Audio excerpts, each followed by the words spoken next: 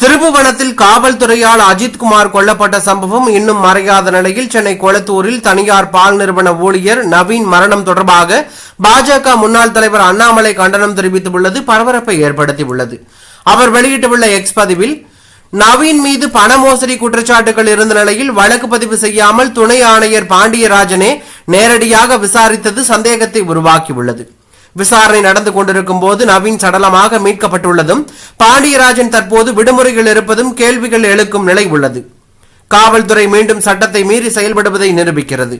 முதலமைச்சர் மு.க.ஸ்டாலின் காவல்துறையை கட்டுப்படுத்த முடியவில்லை என்பதே உண்மை.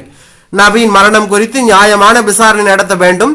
இருவருக்கும் நீதி கேட்கும் வகையில் துணை ஆணையருக்கு எதிராக நடவடிக்கை எடுக்க வேண்டும்.